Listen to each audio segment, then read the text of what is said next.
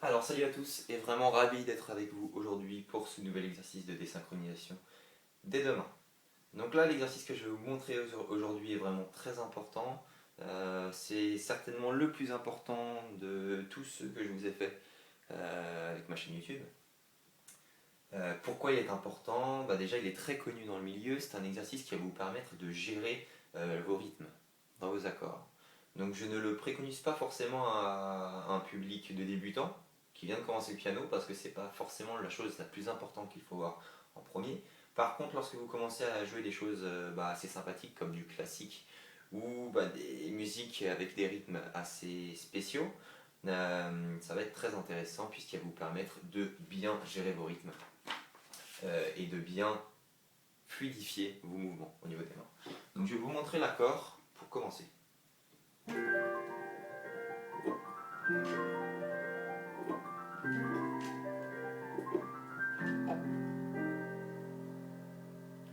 Alors fluide ou pas, c'est pas le souci. Là, j'ai pas forcément encore très bien travaillé la musique.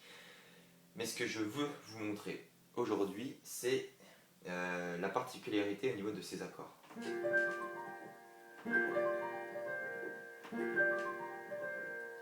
Si vous voyez, la main gauche prend le relais de la main droite lors du retour. Là, elle prend le retour, d'accord? Vous voyez?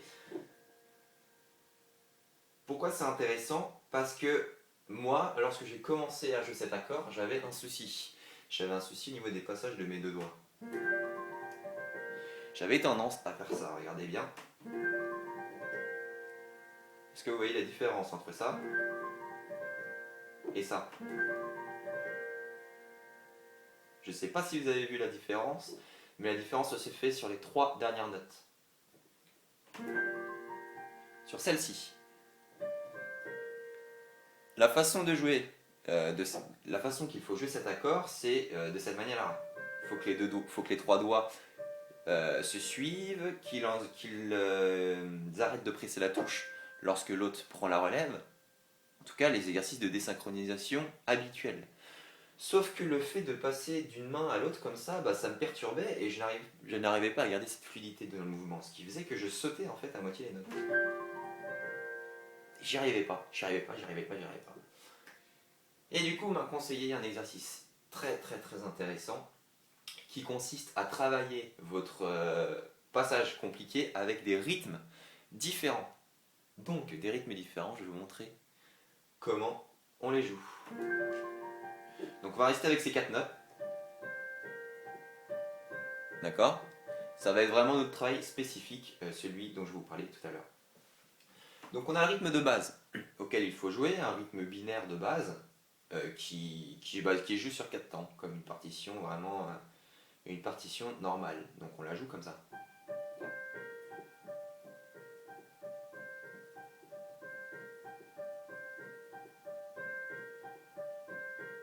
Il faut vraiment que ça commence à être fluide. Il ne faut pas que vous sentiez de trous ou de transitions mal faites, d'accord? Il faut que l'accord vraiment remplisse les temps et soit bien réalisé. Ça, c'est le travail de base. Une fois que vous arrivez à le maîtriser, vous pouvez faire autrement, par exemple sur un rythme plus ternaire.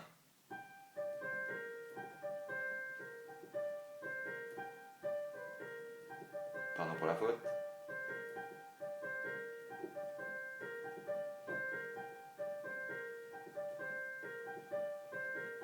Vous voyez comment je le réalise là, en fait je fais 3 par 3.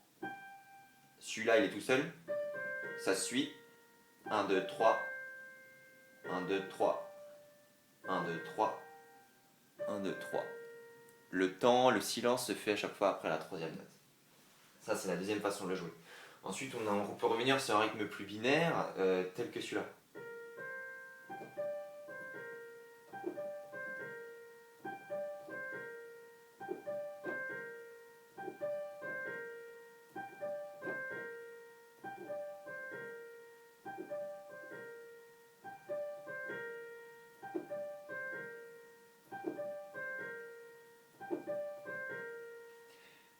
Vous voyez le principe? Le principe, c'est vraiment d'alterner les rythmes sur un accord de base, sur l'accord qui vous gêne.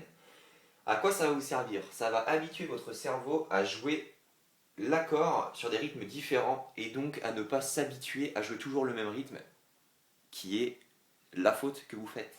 C'est-à-dire que moi, j'avais tendance à mal jouer l'accord. Mon cerveau avait pris le pli, ce qui faisait que je faisais une sorte de ternaire. Je faisais, et d'une manière encore un peu plus mauvaise, puisque mes trois doigts là n'étaient pas dissociés. Des fois j'appuyais sur ces deux notes en même temps, sur le do et le ré en même temps, et ensuite j'enchaînais. Donc c'était vraiment pas bon.